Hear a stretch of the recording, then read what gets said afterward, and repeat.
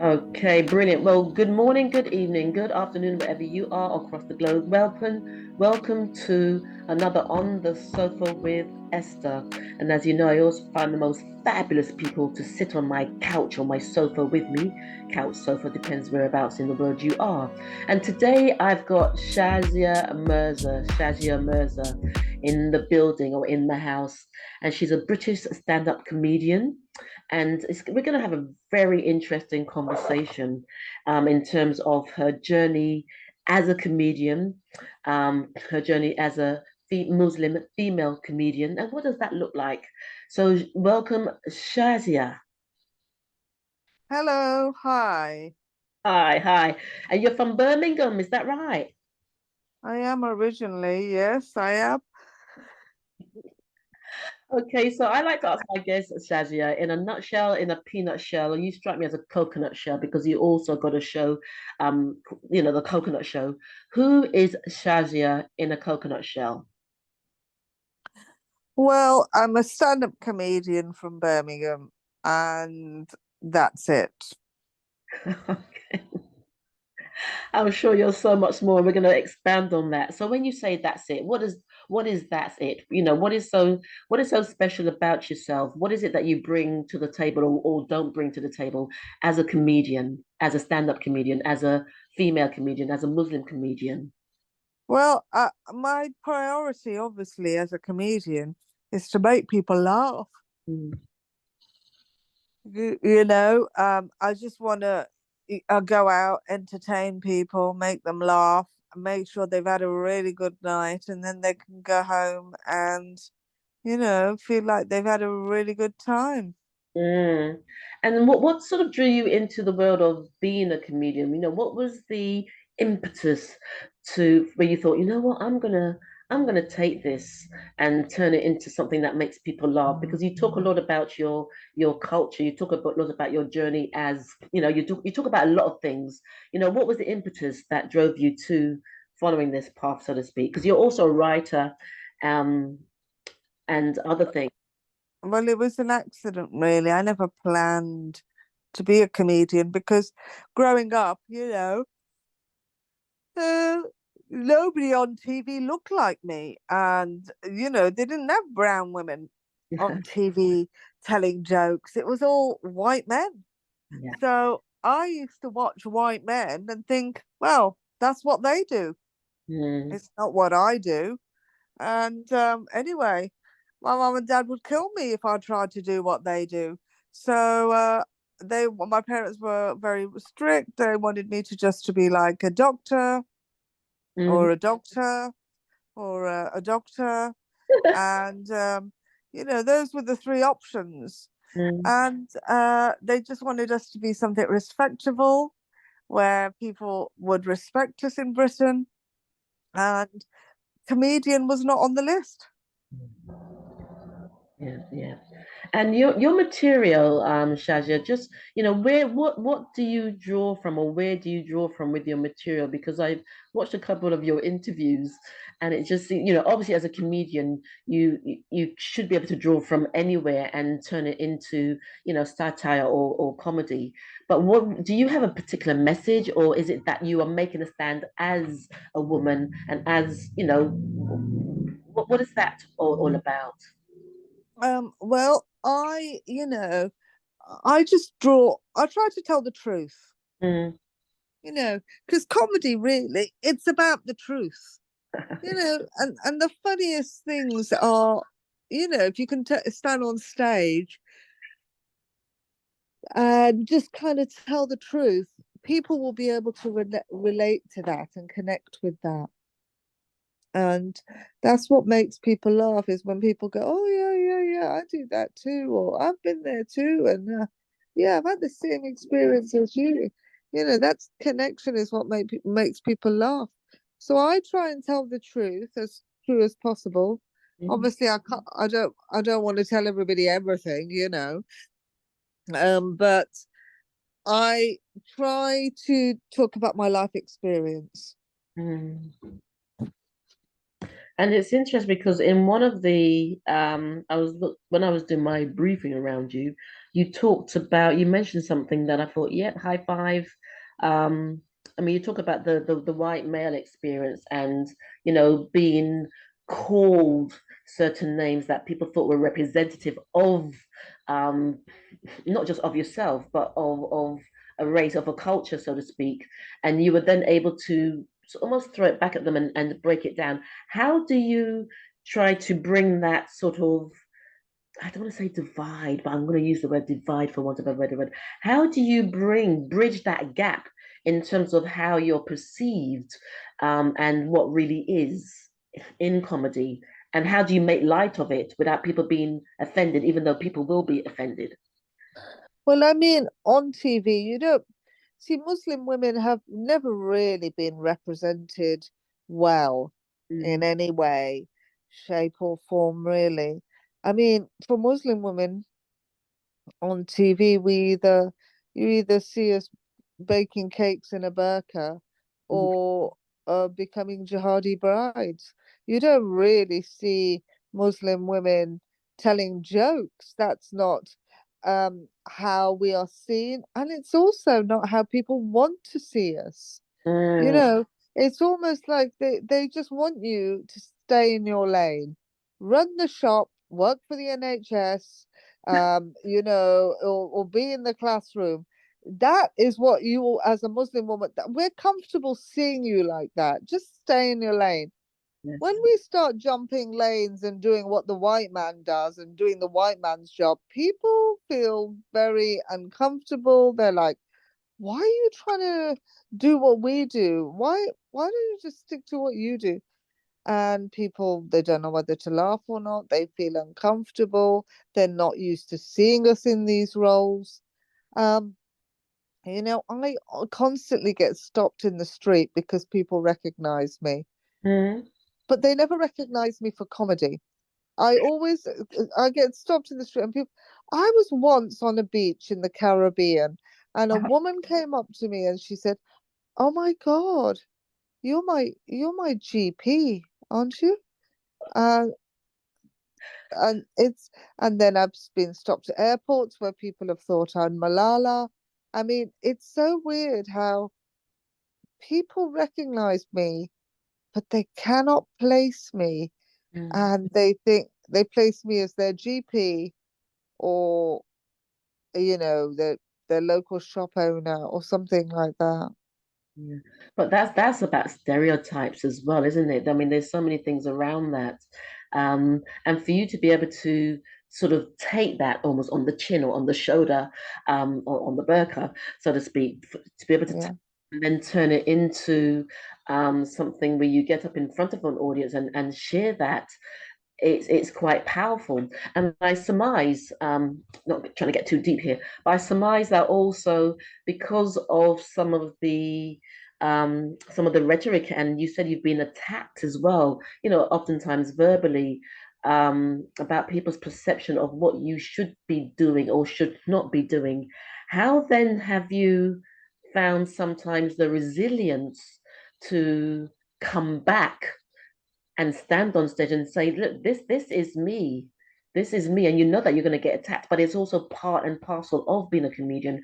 How do you manage that? Because there must be days or times when you feel, okay, I can manage this, I can go up on stage, I can, you know, do my show. But then sometimes when the daggers are coming at you or the arrows, how do you dodge that, manage that, deal with that? Well, I I always had faith in myself Mm, and I believed in myself and I believed that what I was doing was what I was meant to be doing, otherwise I wouldn't be doing it. The forces that be, the universe would not let this happen mm, if it wasn't what I was meant to be doing. So I always had this faith that, this is what I'm meant to be doing.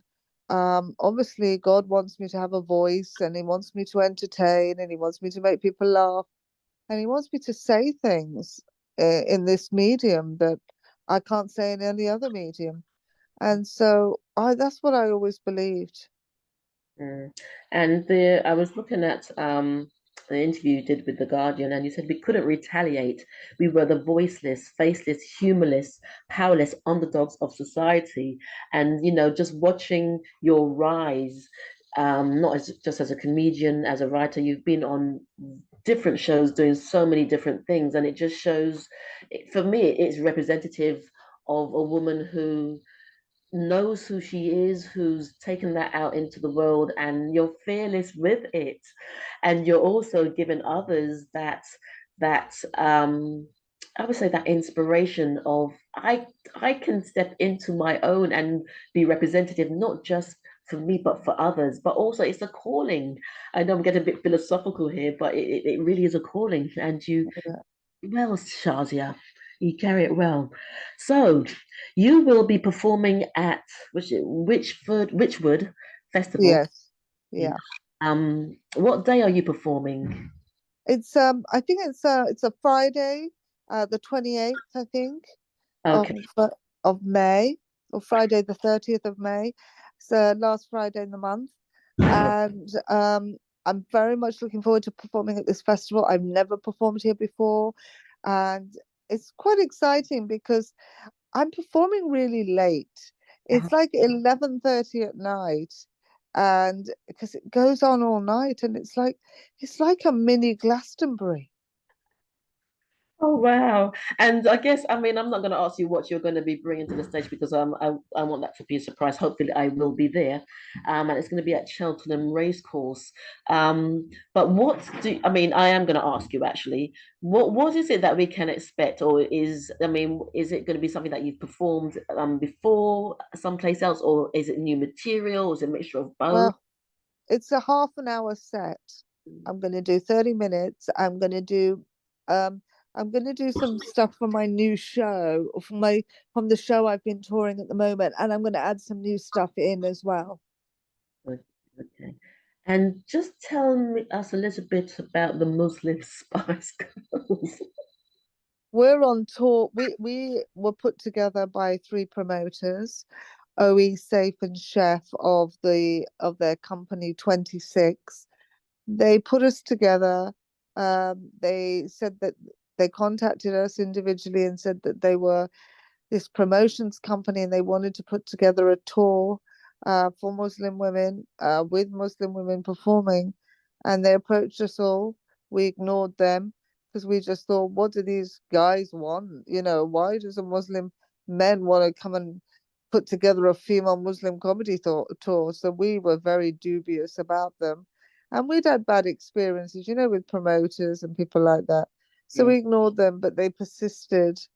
These three guys, they persisted, and eventually we said yes. We did a tour which was amazing. It sold out, big venues, and now we're going on tour again towards the end of this month, from the 26th, around the 21st to the 26th of June, next month, and it's going to be around the country again, London, Bradford, Birmingham, Manchester, um, those Bradford, those kind of big cities, and it's it's just so in demand. Like, women just want to come to it. The tickets sold out within like minutes, because it's not just for Muslim women. It's any woman that wants to come is very much welcome.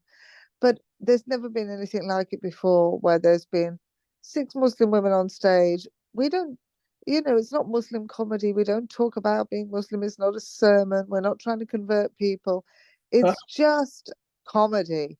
But to see six Muslim women, female comedians doing comedy, it's all really powerful. Yes, it is. It is. And I'm sitting here smiling because I can see so many women and little girls thinking finally we see a representation of ourselves. And Yeah, they are, yeah, but also you're holding a space, Shazia. You're holding the space for possibilities and opportunities, and that's what it really is about. And so I commend you um, for what you do. But yes, I'm looking forward to seeing you, and yeah, just well, you are doing what you do. And winding down, is there anything you want to leave with those who listen to this interview um, as we move forward? I just think that, it's a really it's been a long time coming, for Black and Asian artists and representation and voices. It's been a very long time coming. Because especially in comedy, you know, we just haven't had this space before, and we just really want to make the most of it, really, because it's been such a long time coming and it's been such hard work to get here. Mm. Mm. Oh, I did say we're winding down, but can you just share, really, well, can you just share just a few things that you have been through in order to get to this place that have been incredibly challenging? Because a lot of people think that when you reach a certain place or when you're on your purpose, it's easy because they just see how you show up. They see Yeah. age. But can you just share some of the things that you've been through and the resilience it's taken to get you here? When I started comedy, I was the only Muslim woman, the only Asian woman in comedy. And honestly, I had a lot of racism, a lot of homophobia that I never spoke about because I didn't want to be seen as complaining. I didn't want to hinder my progress. And, my parents always just said, work hard and keep your head down and carry on. So I never really spoke about it. But when I look back, I had a lot of racism. Like I had white male critics that would turn up to just review me all the time and write terrible things about me Mm. because they didn't like the attention I was getting for being the first to be doing this. They didn't really understand what I was doing.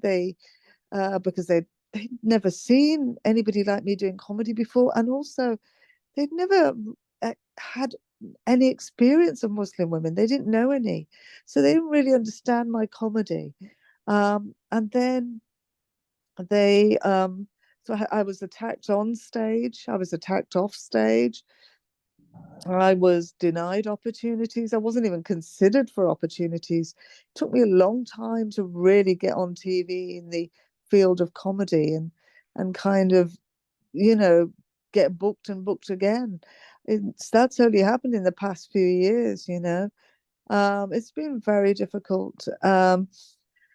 And I just had to really just keep my head down and keep going. And it's very hard to keep going when you keep getting knockbacks and rejections and it's not because of your talent, it's because of other things. And you can't prove it, you can't say it, you can't mention it. It was really, really hard. Wow. Well, I just want to thank you because even just listening to you, it inspires me for what I'm doing. Because we all have setbacks and our setbacks are unique to us and our experiences. But the for the main part that you've come through and your resilience and you're a one woman band and now you're going on tour with six other women, as a band of six women, that speaks volumes for in itself. Um, and you just being up there, that's what I'm saying. You just being up there speaks volumes on so many levels. So I want to say thank you, Shazia, for sharing. Thank you for doing what you're doing. And thank you for hanging in there. Thank you for hanging. Thank you. Yeah. Yeah, thank you very much. Thank you. So looking forward to seeing Shazia perform at the I might pronounce it this way, Wychwood Festival at Wychwood, yeah. Cheltenham Racecourse. Check it out. Is between the 30th, 31st of May to the 2nd of June, and you can get tickets at wychwoodfestival.com. So take care. Thank you for your time and all the best, Shazia. Thank Thank you. you. Bye. Bye.